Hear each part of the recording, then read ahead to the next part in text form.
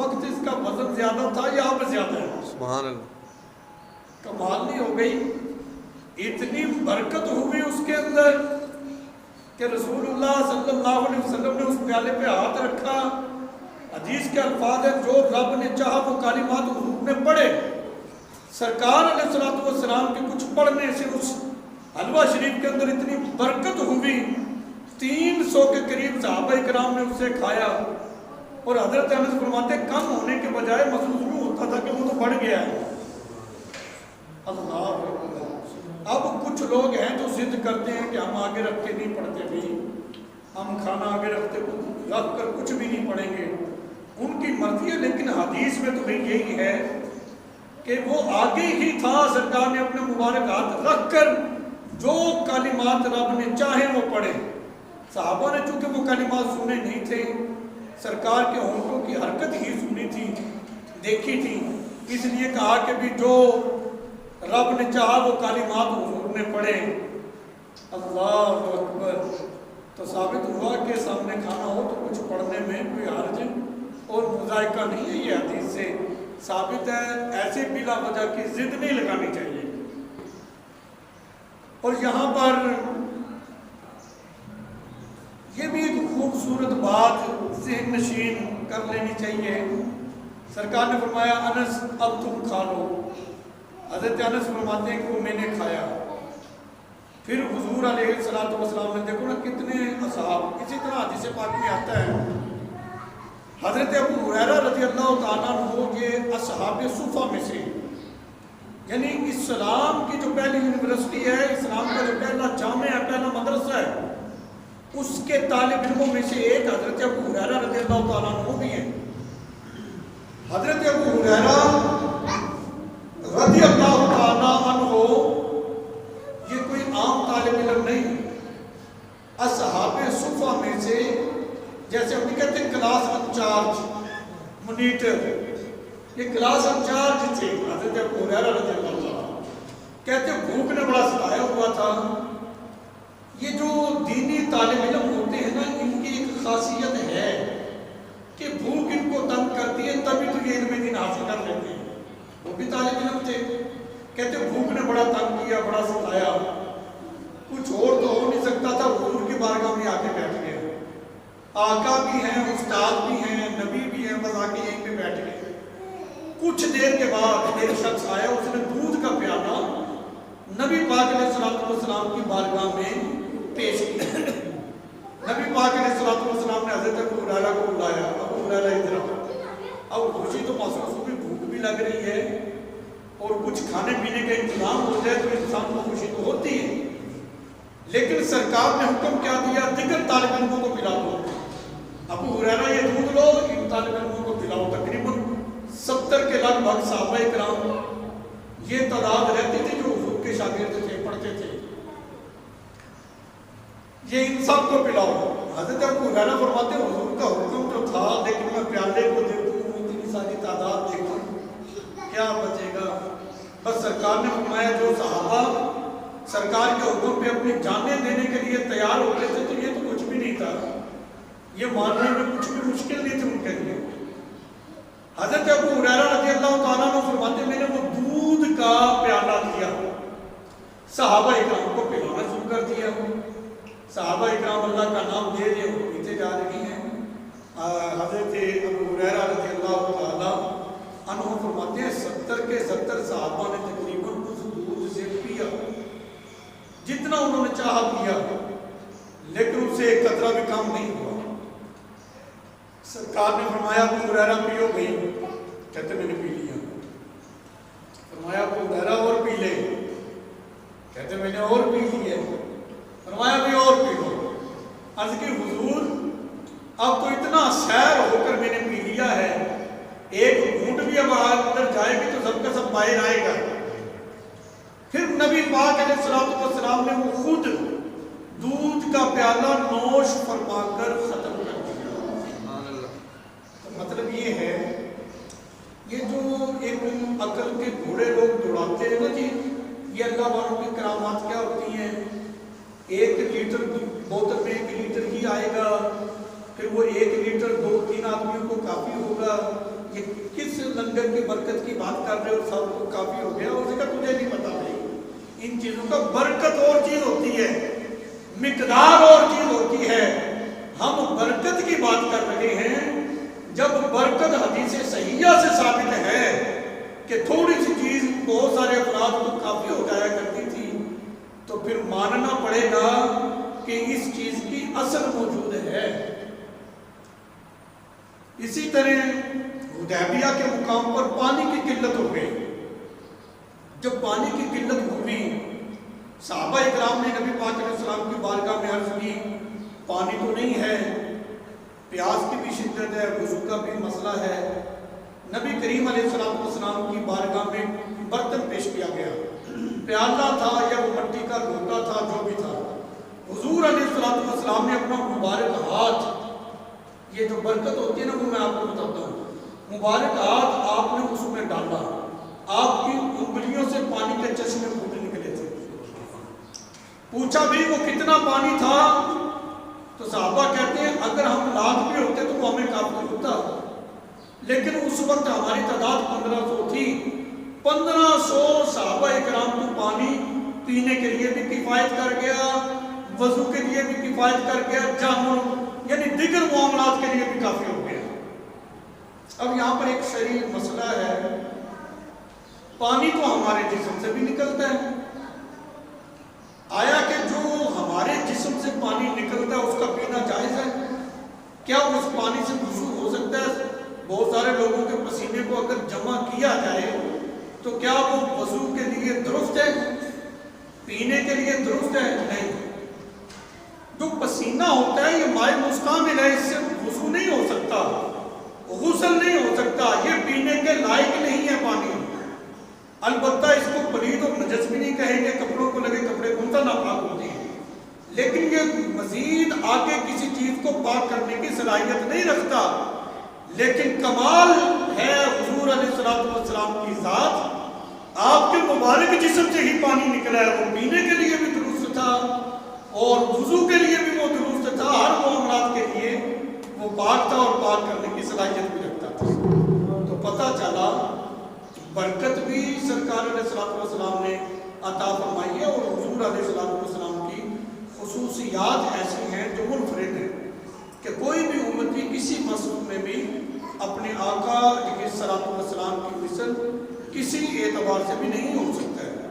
ایک انفرادی شان نبی پاک علیہ السلام کی ہے کہ کریم آقا علیہ السلام، مسلم شریف کے اندر ہے حدیث پاک کہ کھانے کے اندر کمی واقع ہوئی، حضور علیہ السلام نے فرمایا جس کے پاس جو کچھ ہے لاؤ۔ ایک دسترخوان بچھایا، کچھ جو ایک مٹھی جو لے کر آ رہا ہے، کچھ روٹی کا ٹکڑا، ایک اتنا کہ ڈھیر اناج کا جمع ہوا کہ ایک ڈھیر بیٹھ جائے جتنی اس کی لمبائی چوڑائی تقریباً اتنا کہ جمع ہوا۔ سرکار علیہ السلام نے دعائے برکت فرمائی، پھر صحابہ اکرام نے فرمایا کہ جو جو برتن ہے اپنے بھر لو۔ صحابہ کی جو قمیضیں تھیں نا، یہ چوڑیاں جو ہوتی ہیں وہ ان میں بھی انہوں نے ڈال دیا، تو اس میں پھر بھی کمی نہیں ہوئی۔ تو یہ کیا چیز ہے؟ برکت اس چیز کا نام ہے، اور اسی برکت کی ہم بات کرتے ہیں۔ جبکہ یہ حدیث پاک ہے کہ کھانے سے پہلے بسم اللہ شریف پڑھ لی جائے تو اس میں برکت ہوتی ہے۔ تو اگر تعصب کی عینک اتار کر اس بات کو سمجھا جائے کہ بسم اللہ شریف بھی تو قرآن پاک کا ہی حصہ ہے نا، آپ نے تراویحوں میں قرآن پاک سنا ہے تو بسم اللہ شریف قرآن پاک میں ہے کہ کوئی نہیں، تو یہ قرآن کا ہی حصہ ہے۔ اس کا مطلب یہ ہے کہ قرآن کا مخصوص حصہ بسم اللہ الرحمن الرحیم، اتنا پڑھے تو کھانے میں کمی ہوگی۔ اگر چند آیات کچھ صورتیں قرآن پاک کی مزید اس پہ پڑھ دیں تو وہ کھانا جو ہے وہ نہ جانے کہتے حرام ہو جاتا ہے، پتہ نہیں کیا ہو جاتا ہے۔ یہ عجیب قسم کی بات ہے۔ کلام الہی پڑھنے سے جو برکت آتی ہے بھی حرام نہیں ہے۔ چلیں میں یہاں پر اب یہ بات آپ کے ذہن نشین کرواؤں۔ نبی پاک کے صحابی حضرت عبداللہ بن عمر بن عاص، یہ حضور علیہ السلام کے صحابی ہیں۔ نبی پاک علیہ السلام جب بھی کوئی گفتگو فرماتے ہیں، ان کا کام یہ ہوتا تھا کہ یہ لکھ لیا کرتے تھے، یہ کاتب تھے، لکھا کرتے تھے۔ بعض لوگوں نے، ساتھیوں نے کہا اے عبداللہ بن عمر بن عاص تم کیا کرتے ہو؟ حضور کی ہر بات ہر وقت کی لکھ لیتے ہو، تمہیں پتہ نہیں ہے سرکار علیہ الصلوۃ والسلام کبھی غصے میں ہوتے ہیں، کبھی مزاح کی حالت ہوتی ہے، خوش طبی میں ہوتے ہیں، ہر بات تم لکھ لیتے ہو، بعد والے لوگ کیسے تمیز کریں گے، کیسے اس میں فرق کریں گے، تم سب کچھ لکھ دیتے ہو۔ تو حضرت عبداللہ بن عمر بن عاص نے لکھنا چھوڑ دیا رضی اللہ تعالیٰ عنہ۔ ایک مرتبہ سرکار گفتگو فرما رہے تھے، دیکھا کہ وہ تو لکھ ہی نہیں رہے، فرمایا عبداللہ تم کیوں نہیں لکھتے بھائی؟ حد کہ مجھے بعض نے منع کیا کہ سرکار علیہ السلام کی حالت کبھی کیسی ہوتی کبھی کیسی، تم ہر بات لکھتے ہو، بعد والے لوگ اس میں فرق نہیں کر سکیں گے، تمیز نہیں کر سکیں گے، تم نہ لکھا کرو۔ نبی پاک علیہ السلام نے پتہ کیا فرمایا؟ حضور علیہ السلام نے فرمایا مجھے قسم ہے اس ذات کی جس کے قبضہ قدرت میں میری جان ہے، میرے منہ سے حق کے سوا کچھ نکلتا ہی نہیں۔ سرکار علیہ السلام کی ذات مقدسہ وہ ذات ہے کہ آپ جس حالت میں بھی ہوتے تھے حق ہی آپ کی زبان سے جاری ہوتا تھا۔ وَمَا يَنطِقُ عَنِ الْهَوَىٰ، کہ حضور علیہ السلام اپنی خواہش کے مطابق گفتگو نہیں فرماتے تھے، نہیں بولتے تھے، وہ تو اللہ کی مرضی کے مطابق بولتے تھے، یعنی جیسے بھی حالت ہے۔ اب یہاں پر یہ بات بڑی قابل غور ہے، اس کا مطلب یہ ہے کہ سرکار علیہ السلام کی زبان سے جاری ہوتا ہے یا تو قرآن ہوتا ہے یا فرمان مصطفیٰ ہوتا ہے صلی اللہ علیہ وسلم، اور جس کی سند ہمیں وَمَا يَنطِقُ عَنِ الْهَوَىٰ سے مل رہی ہے۔ تو جو کلمات حضور علیہ السلام کی مبارک زبان سے جاری ہوں، پھر اس کے بارے میں تو یہ سوچا ہی نہیں جا سکتا کہ یہ درست نہیں ہے، وہ درست ہی درست ہے، مسلمانوں کا اس پر ایمان ہے۔ نبی پاک علیہ السلام نے حضرت ابو ہریرہ سرکار کے ایسے غلام تھے، طالب علم، ایسے صحابی تھے کہ ہر وقت حضور کی خدمت میں رہتے، فرمایا بھی ایسا کیا کرو، کچھ وقفہ ڈالا کرو، ایک دن کے بعد آ کے مل لیا کرو، ہر وقت رہتے ہو محبت بڑھے گی۔ وہ کہتے ہیں چلے کوشش کر کے دیکھ لیتے ہیں۔ حضرت ابو ہریرہ رضی اللہ تعالیٰ عنہ، جب انسان کو پیار کسی سے ہو جائے نا، اس کے بغیر پھر گزارا نہیں ہوتا، محبت چیز ایک ایسی چیز ہے۔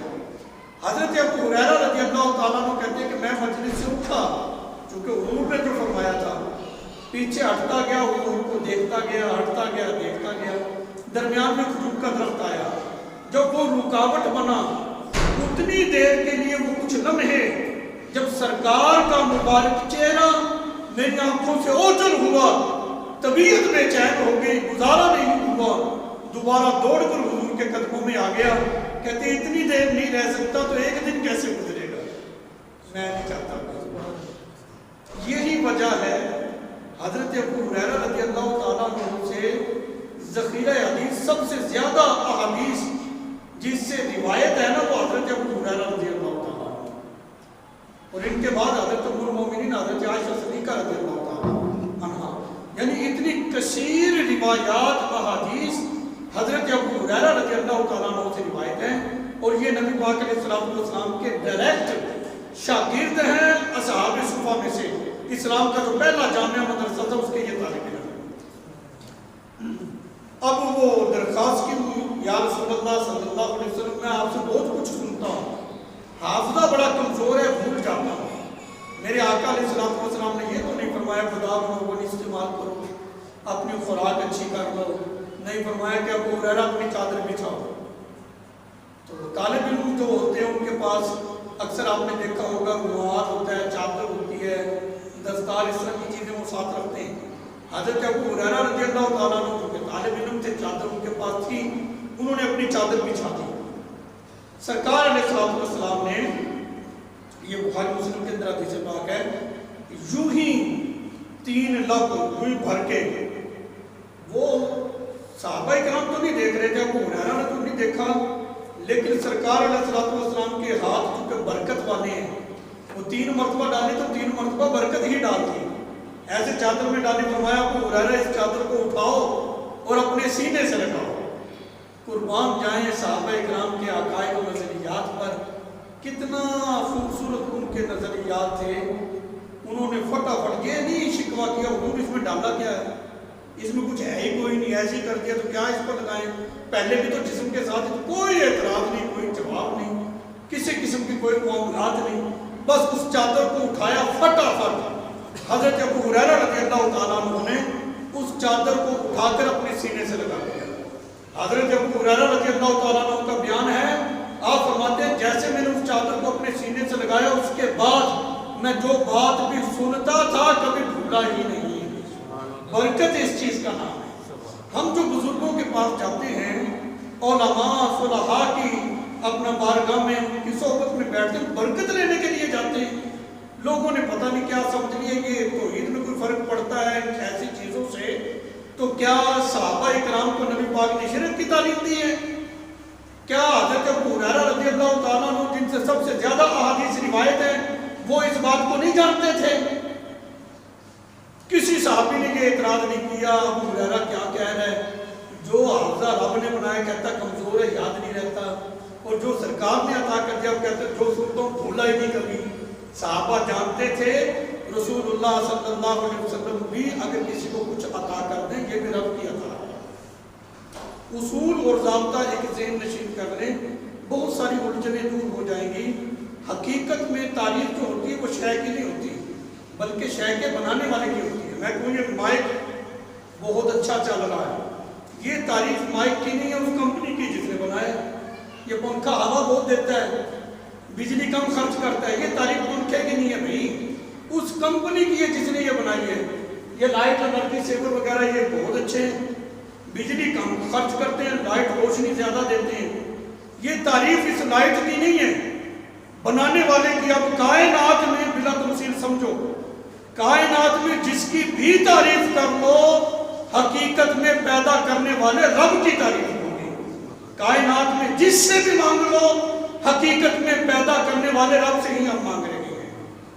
یہ ایک دنیا کا نظام ہے، اللہ تعالیٰ نے دنیا کے تمام اسباب، تمام اشیاء کو ایک سبب اور ایک وسیلے کے تحت ہی بنایا ہے۔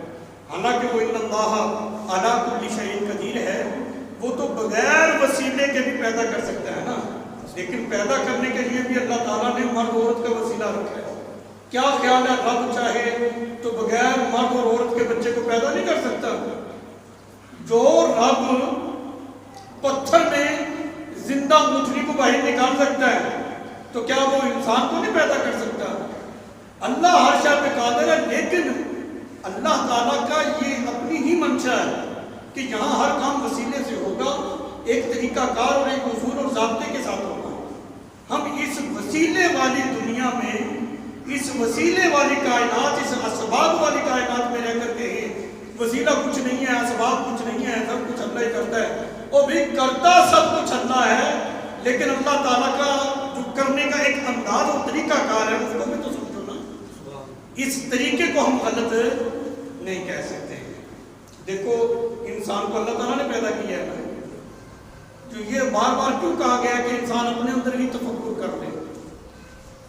ہم کھانے میں بہت ساری چیزوں کا وسیلہ اختیار کرتے ہیں۔ سب سے پہلے پیٹ بھرنے کے لیے گندم کا وسیلہ اختیار کیا ہے، روٹی بنانے کے لیے، پھر اس کا آٹا بنائے، چکی کا ہم نے وسیلہ اختیار کیا ہے، پھر اس کے بعد پانی کا وسیلہ اس کا آٹا بنے، پھر آگ کے وسیلے سے اس کو پکایا ہے، پھر ہاتھوں کے وسیلے سے توڑا ہے اس کو، پھر اس کو یوں توڑ کے منہ کے قریب لے گئے۔ یہ انسان کا ایک اعجاز ہے۔ جانور کھانے پہ سر جھکاتا ہے، انسان کھانے پہ سر نہیں جھکائے گا، وہ کھانے کو ہاتھ کے ذریعے منہ کے قریب لے کر جائے گا، کھانا خود اس کے منہ میں جائے گا۔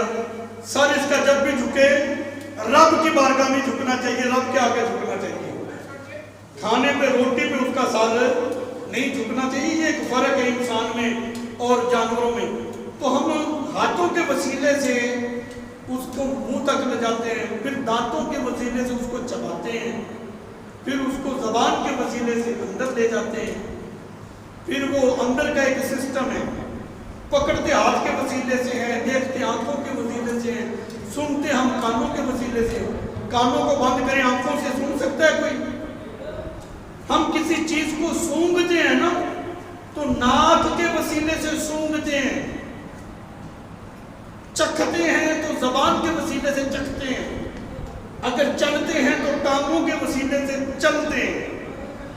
یعنی اللہ تعالیٰ نے انسان کے اندر ہی ان تمام چیزوں کو رکھ دیا کہ انکار کرنے والا وہ اپنی ذات میں ہی غور و فکر کر لے تو وہ اس بات سے باز آ جائے گا. اس کو پتہ چل جائے گا بھی یہاں ہر کام وسیلے سے ہی ہوگا. یہ وسیلے کی دنیا ہے. یہ اللہ تعالیٰ نے کائنات کو بنایا اس انداز میں. اب اس سے آسان انداز یہ مسئلہ سمجھانے کے لیے میں اور کیا اختیار کر سکتا ہوں. حضرت ابو ہریرہ رضی اللہ تعالیٰ عنہ آپ سے اتنی کثرت کے ساتھ روایات ہیں. سب سے زیادہ روایت حضرت ابو ہریرہ رضی اللہ تعالیٰ عنہ سے. نبی پاک علیہ الصلوۃ والسلام نے فرمایا ہے بھی کوئی جو مجھ سے کچھ چند کلمات مجھ سے لے اور اس پر عمل کرے آگے لوگوں تک پہنچائے. حضرت ابو ہریرہ رضی اللہ تعالیٰ عنہ سرکار کی بارگاہ میں حاضر ہوئے. حضور میں حاضر ہوں, آپ وہ کلمات مجھے ہی سکھا دیں, میں اس پر عمل بھی کروں گا اور لوگوں تک بھی پہنچاؤں گا تاکہ لوگ بھی اس پر عمل کریں.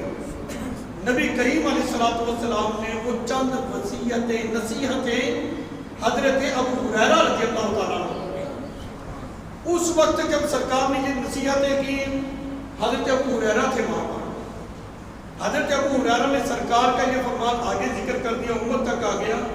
اب اس کا مطلب یہ ہے کہ قیامت تک جتنے مسلمان ہوئے زمین پر تشریف لائیں گے ان تمام کو نبی پاک علیہ الصلوۃ والسلام کی یہ نصیحتیں ہیں کہ یہ چند کلمات ہم سیکھیں, اس پر خود بھی عمل کریں, آگے لوگوں تک پہنچائیں اور ان کو بھی یہ کہیں کہ تم اس پر عمل کرو.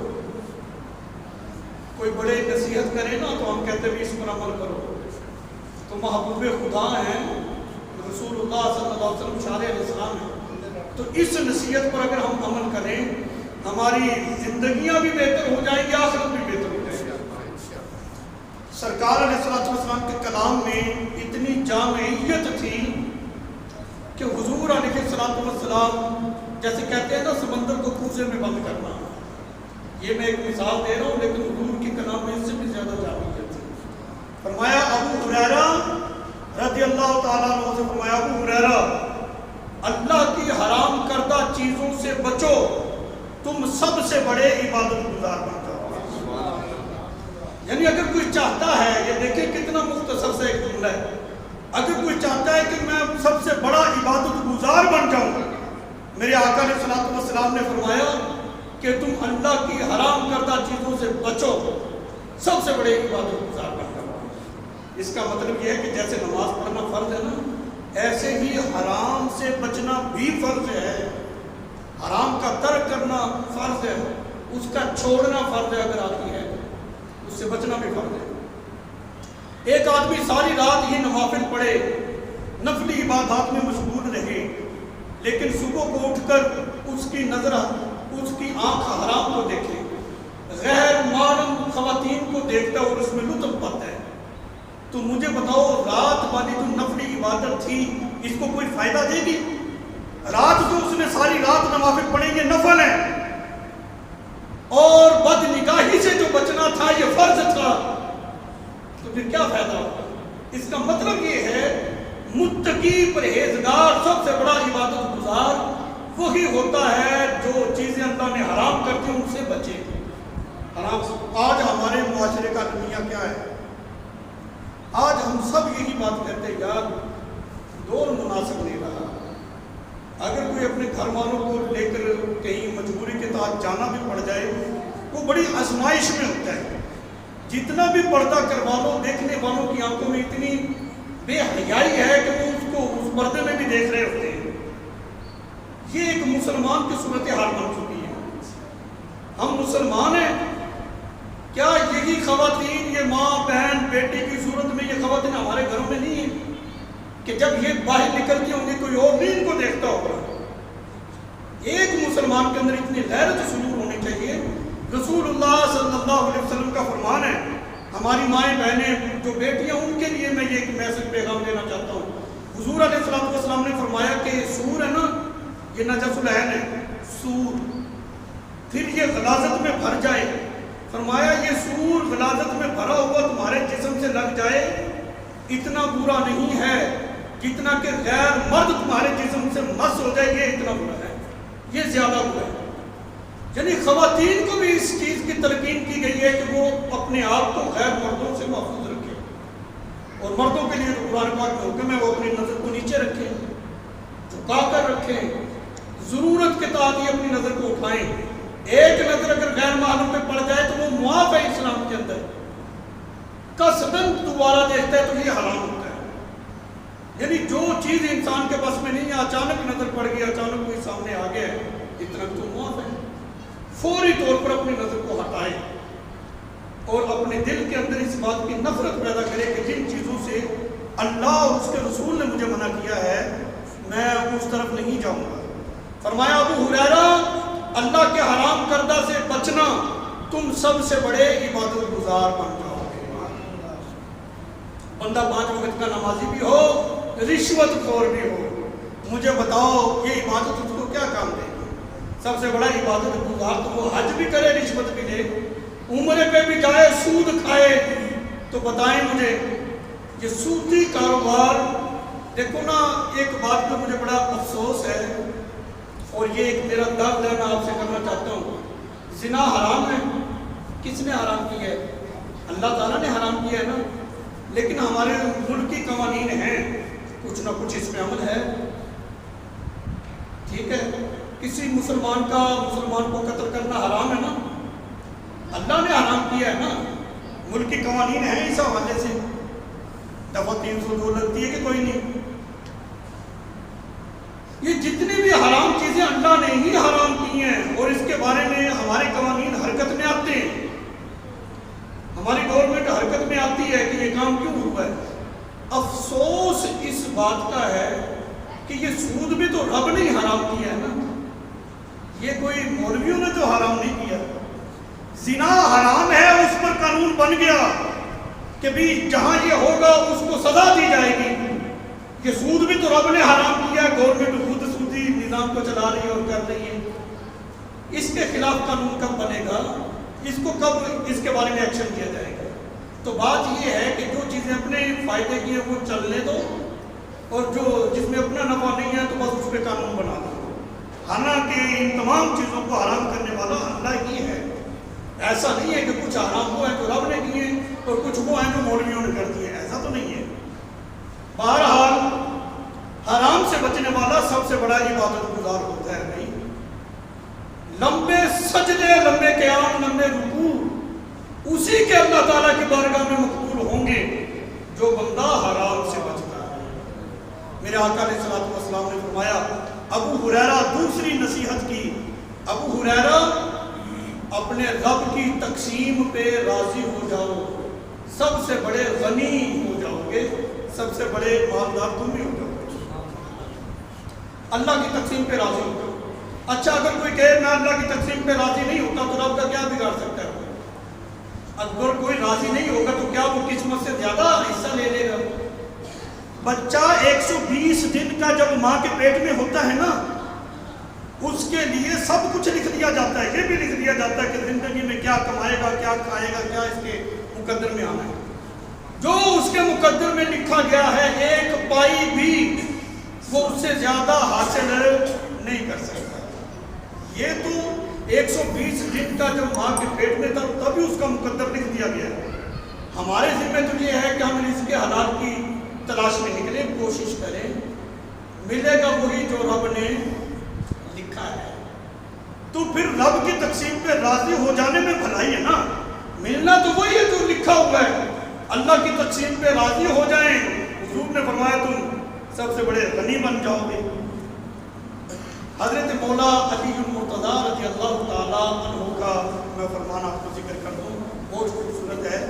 آپ فرمانے لگے کہ جو بندہ اللہ کے تھوڑے رزق پہ راضی ہو جاتا ہے نا, کل قیامت کے دن رب اس کے تھوڑے عملوں پہ راضی ہو جائے گا. اگر کسی کے پاس تنگ دستی ہے, رزق کم ہے, وہ صبر شکر کے ساتھ اپنی زندگی کو گزارتا رہتا ہے, کل بروز قیامت اللہ تعالیٰ اس کے تھوڑے عملوں پر بھی فرمائے گا تو میرے تھوڑے رزق پہ راضی رہا ہے نا, میرا شکر ادا کرتا رہا ہے, جا میں تیرے تھوڑے عملوں پہ راضی ہو جاتا ہوں, کیا. ایک حدیث پاک میں یہ آتا ہے اگر کوئی تنگ دست ہے، غریب ہے، بال بچے اس کے زیادہ ہیں، اس کے باوجود اس نے اپنے بچوں کے پیٹ میں حرام کا لقمہ نہیں جانے دیا، رزق حلال کما کر ہی ان کو کھلایا ہے۔ میرے آقا علیہ الصلوۃ والسلام نے فرمایا کہ ایسے شخص کو جنت میں داخل ہونے سے کوئی بھی نہیں روک سکتا۔ یہ گارنٹی، یہ سند نبی کریم علیہ الصلوۃ والسلام نے اس بندے کے لیے دی۔ اور بھی دنیا جیسے کیسی ہے گزر جانی ہے، اس میں کیوں اتنا مشکل کا شکار ہو رہے ہو؟ یہ تو ایک امتحان ہے، امتحان کے اندر انسان کو ہر آسائش اور آرام ملے یہ کوئی ضروری نہیں ہے۔ تو دنیا ایک آزمائش ہے، امتحان گاہ ہے، اصل زندگی مرنے کے بعد مومن کی شروع ہوتی ہے۔ جنت مل جائے تو پھر یہ دنیا کی زندگی جنت کے ایک لمحے کے سکون کے برابر بھی نہیں ہے۔ جنت ایک اتنی راحت والی جگہ ہے، تو اسی کے لیے ہمیں کوشش کرنی چاہیے کہ میرے آقا علیہ الصلوۃ والسلام نے ابو ہریرہ سے فرمایا کہ اللہ کی تقسیم پہ راضی ہو جاؤ، سب سے بڑے غنی بن جاؤ گے۔ تیسری نصیحت رسول اللہ صلی اللہ علیہ وسلم نے ابو ہریرہ رضی اللہ تعالیٰ عنہ کو کی، اور پھر ان کے واسطے سے یہ ساری امت کو ہی نصیحت ہے۔ فرمایا اپنے پڑوسیوں کے ساتھ اس نے سلوک کرنا، جو پڑوسی ہے نا تمہارے ہمسائے ہیں، ان کے ساتھ اچھا سلوک کرنا، تم کامل مومن بن جاؤ گے۔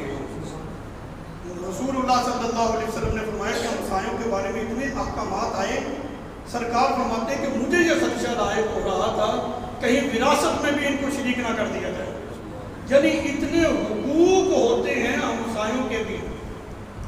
پھر میرے آقا علیہ الصلوۃ والسلام نے چوتھی نصیحت حضرت ابو ہریرہ کو کی، جو ساری امت کے لیے ہے۔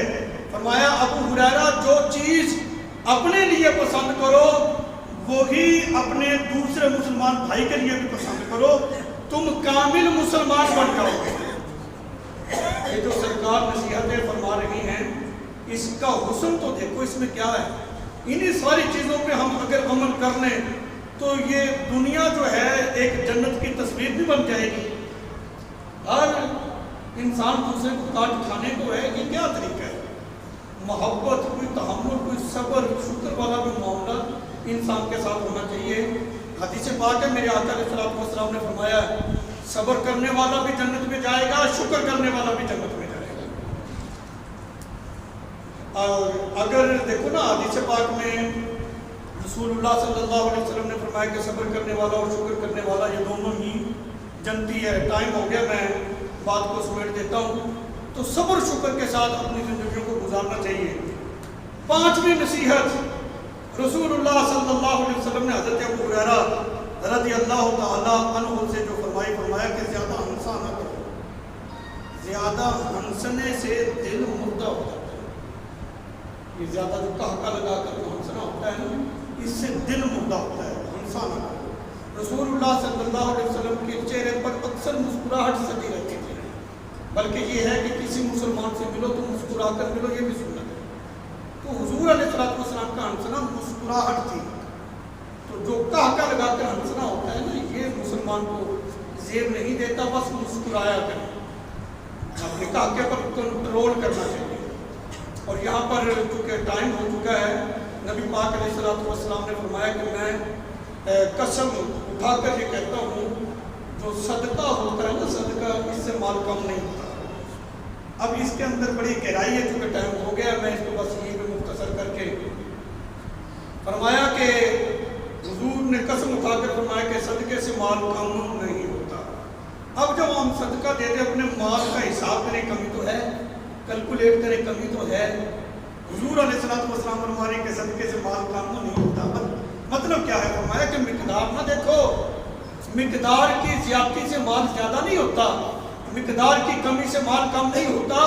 مال کی زیادتی یا مال کی کمی یہ تو برکت ہونے سے اور برکت نہ ہونے سے ہوتا ہے۔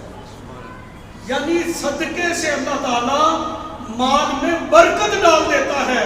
پھر جب برکت ہو تو میں اتنی ساری روایات آپ کے سامنے ذکر کی ہیں، ایک پیالہ میں 70 افراد کو کافی ہو جاتا ہے۔ ایک حلوہ شریف کا پیالہ جو ہے وہ 300 صحابہ کے لیے کافی ہو گیا۔ یعنی برکت تو اس چیز کا نام ہے۔